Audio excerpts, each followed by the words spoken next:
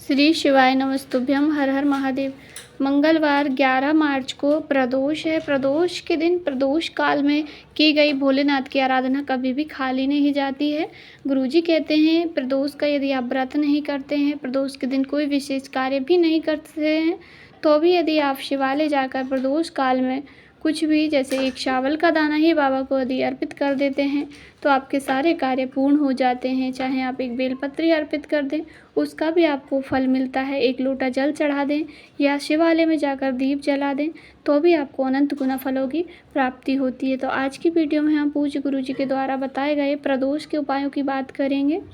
पहला उपाय है, किसी भी कार्य में सफलता प्राप्त करने के लिए आपको सफलता प्राप्त नहीं हो रही है, चाहे वह नौकरी के लिए हो या व्यापार के लिए हो या नौकरी में तरक्की के लिए हो, व्यापार वृद्धि के लिए हो, किसी भी चीज़ में तरक्की के लिए इस उपाय को प्रदोष के दिन, केवल प्रदोष पर ही इस उपाय को किया जाता है।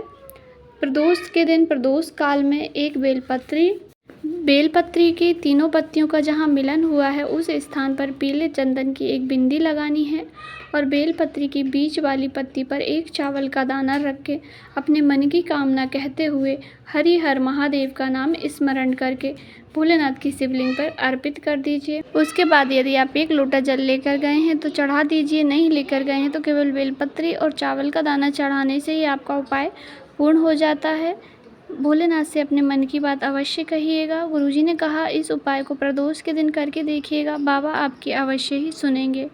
दूसरा उपाय, यह उपाय संतान प्राप्ति का उपाय है। यदि शादी के कई वर्ष हो गए हैं पर संतान की प्राप्ति नहीं हुई है तो आप संतान प्राप्ति के लिए प्रदोष के दिन इस सरल से उपाय को करके संतान की प्राप्ति आपको अवश्य ही होगी। गुरुजी कहते हैं किसी भी महिला की गोद खाली नहीं होनी चाहिए और पुरुष की जेब खाली नहीं होनी चाहिए, नहीं तो उन्हें बहुत ताने मिलते हैं। अर्थात पुरुष के पास पैसा होना चाहिए और स्त्री की गोद में संतान अवश्य ही होनी चाहिए।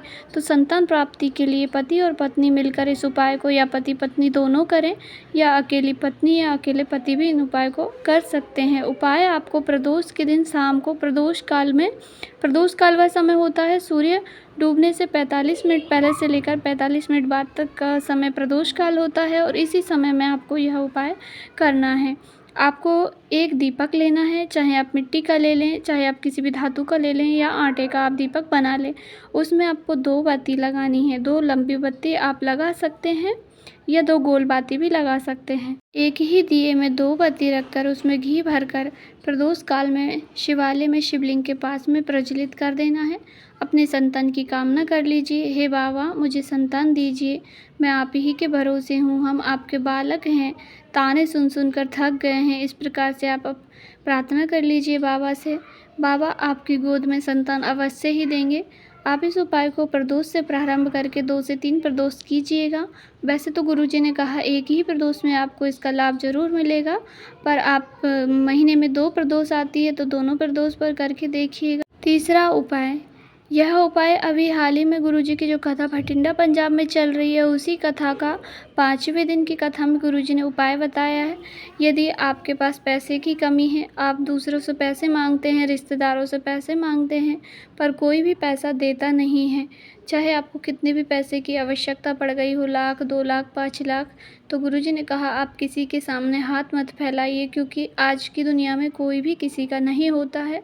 आप केवल महादेव पर भरोसा रखिए, बाबा को एक लोटा जल चढ़ाइए और इस उपाय को ज़रूर से कीजिए। आप इस उपाय को प्रदोष से शुरू करके भी कर सकते हैं, चाहे तो आप पूर्णिमा से करें। आप किसी भी दिन से इस उपाय की शुरुआत कर सकते हैं, पर 11 मार्च को विशेष प्रदोष का दिन है तो आप इस दिन से भी इस उपाय की शुरुआत कर सकते हैं। उपाय करने के लिए आपको एक बेलपत्री लेनी है, एक दूर्वा लेनी है, एक कलश जल लेना है, शिवालय जाना है। सुबह से शाम तक कभी भी आप जा सकते हैं, जब आप मंदिर जाते हैं तभी आपको ये सभी सामग्री लेकर जानी है। सबसे पहले आपको एक बेलपत्री महादेव की शिवलिंग पर अर्पित कर दीजिए, एक दूर्वा माँ अशोक सुंदरी के स्थान पर अर्पित कर दीजिए। जब आप दूर्वा चढ़ाएंगे ना तो दूर्वा की डंडी उत्तर दिशा की ओर होनी चाहिए, जलाधारी से जिस ओर जल बहकर जाता है उधर होना चाहिए, और बेलपत्री की डंडी का मुख भी उत्तर की ओर होना चाहिए। बीच वाली पत्ती महादेव की ओर होगी और दूर्वा का खिला हुआ भाग भी महादेव की ओर होगा। उसके बाद दोनों हाथों में कलश को पकड़कर आपको दक्षिण में खड़े हो जाना है, उत्तर की ओर मुख कर लेना है। उसके बाद श्री शिवाय नमस्तुभ्यम कहते हुए जल को बाबा की शिवलिंग पर अर्पित कर देना है। बस इतना ही करना है। गुरुजी ने कहा यह उपाय आप लगातार करके 8 से 10 दिन करके देखिए, बाबा आपकी कोई ना कोई राह ज़रूर निकाल देंगे और पैसे की व्यवस्था आपकी हो जाएगी। आपको कितना भी कर्जा हो गया है तो भी बाबा उस कर्जे को ज़रूर से ही चुकता कर देंगे। यह उपाय बहुत ही साधारण और सरल उपाय है। इसकी शुरुआत आप प्रदोष के दिन से कीजिएगा। आपकी सारी राहें बाबा अवश्य ही कर देंगे। सभी उपाय प्रदोष के ही हैं, बहुत ही साधारण हैं, अवश्य ही कीजिएगा। आज की वीडियो में बस इतना ही। यदि आज की जानकारी आपको उपयोगी लगी हो, उपाय आपको अच्छे लगे हो तो वीडियो को लाइक, चैनल को सब्सक्राइब जरूर करें।